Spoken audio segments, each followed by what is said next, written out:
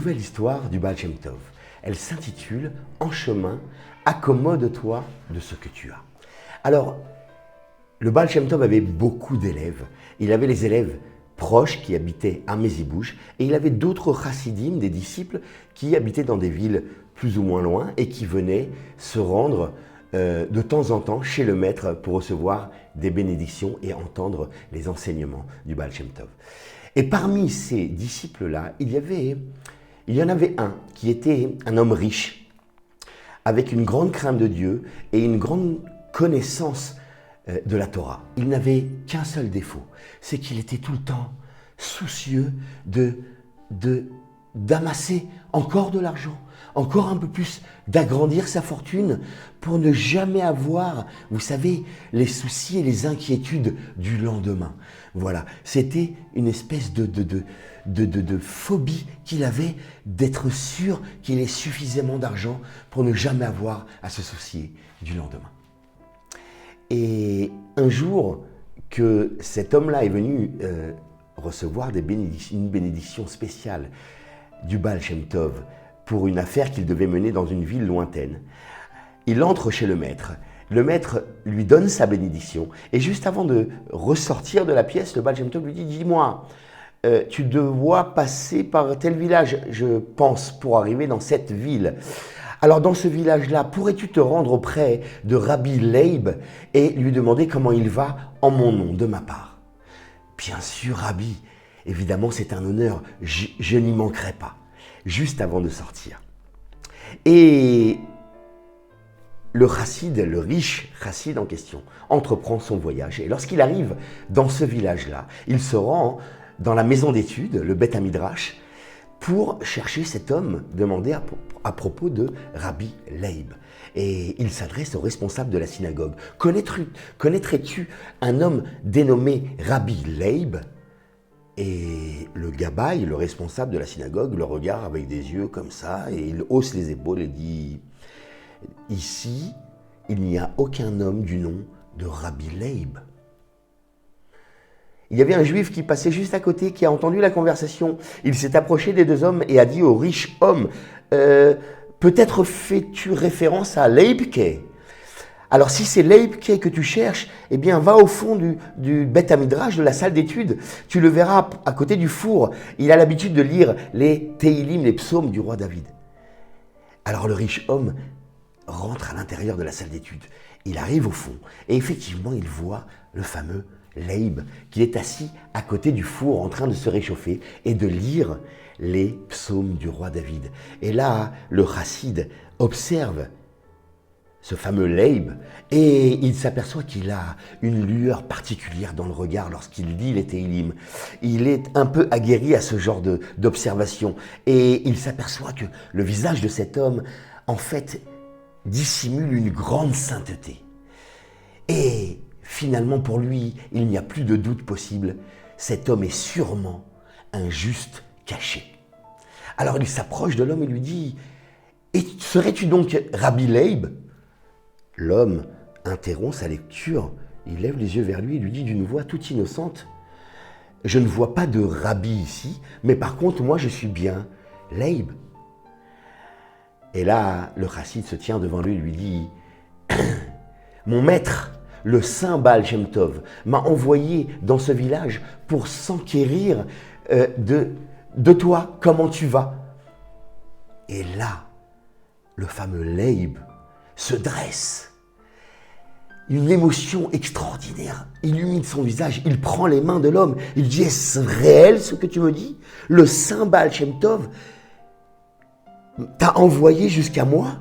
Mais alors, tu aurais sûrement des enseignements extraordinaires à me donner au nom de ton maître, le plus grand, juste de la génération.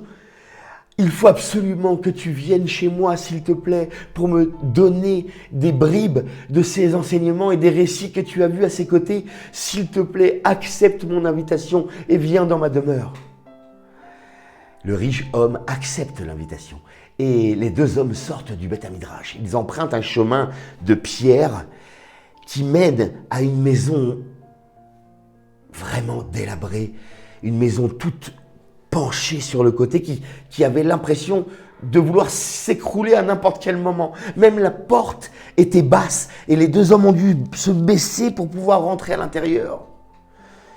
Et à l'intérieur, il faisait noir. Et Rab Leib va chercher une bougie pour allumer. En attendant, le riche homme regarde autour de lui. Et déjà, il sent qu'il est dans un endroit vraiment, vraiment misérable. Et lorsque la bougie s'allume et la pièce s'éclaire, il voit dans l'état de pauvreté dans lequel cet homme vivait. Il y avait des planches posées par terre, des planches de bois avec des chiffons dessus en guise de lit et des caisses retournées en guise de table. L'odeur était forte et désagréable et l'homme avait un haut le cœur. Il s'est dit, mais comment peut-on vivre dans des conditions pareilles?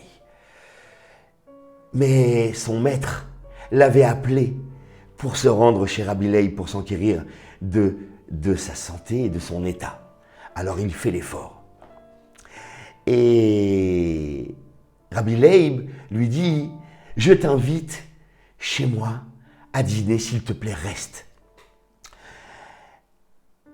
Il aurait voulu partir. Voilà la vérité. Au fond de lui, il n'avait qu'une envie, c'est de quitter cet endroit. Mais puisque son saint maître lui avait demandé de passer le voir, alors il fit l'effort et dit, avec grand plaisir. En passant pour se laver les mains, il voit dans la pièce d'à côté des planches posées avec des chiffons. Et la femme de Leib avec ses enfants allongés, recouverts de chiffons, le visage très pâle. La misère émanait de cet endroit et c'était terrible pour cet homme. Il se lave les mains et les deux hommes s'asseyent. Rabbi Leib lui propose une soupe avec un peu de pain noir. Le repas se fait. Cette soupe n'était autre que un bouillon chaud et très salé. Et il fit des efforts énormes pour pouvoir manger ce repas. Et lorsqu'il regarde Rabbi Leib, il avait l'impression de se délecter de chaque bouchée, comme s'il était en train de manger un délicieux repas. À la fin du repas, après la prière, les deux hommes s'assoient ensemble. Et pendant un long moment, Rabbi Leib boit les paroles du Chassid, de tous les enseignements qu'il pouvait lui témoigner, toutes les paroles de Torah qu'il avait entendues du maître de Mezibouche. Il buvait littéralement ces paroles, c'est comme si ses yeux étaient accrochés à sa bouche et le forçaient à tirer encore un enseignement et encore un enseignement. Ça ne fut que tard dans la nuit que Rabbi Leib pose quelques planches par terre avec des chiffons à son habitude et lui dit « Je te prie de m'excuser, mais voilà, je te propose de dormir chez moi dans mon humble demeure. Voilà ton lit. » L'homme riche accepte et la nuit fut très difficile pour lui. Il se lève le matin avec des douleurs dans le dos et dans tout le corps à cause de ces planches. Et ses yeux étaient piquants et rouges de n'avoir pas pu dormir comme il l'avait l'habitude. Il n'avait qu'une envie, au fond de lui, c'était quitter cet endroit, quitter cette misère. Après la prière du matin, les deux hommes boivent un verre d'eau chaude et le riche homme se sépare de Rabbi Leib. Il se sépare dans une grande émotion. Et Rabbi Leib accompagne le riche homme dehors quelques pas. Lorsqu'il s'apprête à retourner chez lui, l'homme arrête Rabbi Leib et lui dit « Écoute, attends une minute, j'ai une question à te poser. Comment fais-tu pour vivre dans des conditions aussi terribles?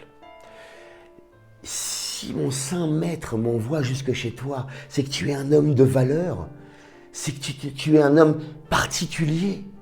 Comment se fait-ce que les hommes autour de toi, la communauté, les chassidim qui vivent autour de toi, ne se sont pas mobilisés pour te sortir de cette misère? Alors, Rabbi Leib esquisse un sourire et lui dit « S'il te plaît, toi mon cher, explique-moi comment tu vis. » Et là, le riche homme lui répondit, mais en quoi cela te concerne-t-il? Néanmoins, si tu veux savoir, sache que je vis une vie de confort et d'opulence. Je vis dans une vaste demeure très belle, bien éclairée, bien aérée, avec de beaux meubles et des lits larges et douillets. Alors, le sourire de Rabbi Leib s'élargit encore davantage et lui dit, mais alors si c'est ainsi, c'est moi qui suis étonné de toi. Comment as-tu accepté et supporté de passer cette nuit ici chez moi et de manger ce repas avec moi alors que tu n'en as pas l'habitude? Et là, le riche homme pose les deux mains sur l'épaule de Rabbi Leib et lui dit, en réalité, il est connu qu'un homme, lorsqu'il est en chemin, il doit s'adapter à ce qui lui est donné. Ça n'est que temporaire jusqu'à ce qu'il rentre chez lui. Si c'est ainsi, répond Rabbi Leib, alors je vais te révéler un secret. Sache que moi aussi, je possède de magnifiques palais, somptueux et qui contiennent les plus belles choses, des choses bien plus précieuses que tous les biens que tu possèdes. Et là, le riche homme ouvre les yeux tout grands et lui dit, mais comment est-ce possible? C'est vraiment vrai? Mais alors, où sont ces palais? Pourquoi vis-tu alors dans des conditions aussi misérables? Et là, Leib lui répond, non pas ici, monsieur le riche, avec un grand sourire, mais là-haut, dans les sphères supérieures, ma part du monde futur est déjà prête et elle est magnifique. Alors, réellement, est-ce que quelque chose me manque? Et là, le riche homme esquisse un sourire et réplique à Rabbi Leib et lui dit, oui, mais d'accord, mais dans ce monde-ci, tu n'as absolument rien. Et là, Rabbi Leib lui dit, mais il est bien connu avec un grand sourire, mais il est bien connu que lorsqu'un homme est en voyage, eh bien, il doit s'adapter à ce qui lui est donné. Eh bien, ce monde-ci, pour moi, est une étape pour accéder au monde futur. Eh bien, pour moi, je ne fais qu'attendre le moment de rentrer chez moi. Je ne dois pas essayer de rechercher du confort. Lorsque je suis en chemin, je dois m'accommoder avec ce que j'ai. J'attends de rentrer chez moi. Et là, le riche homme baisse la tête.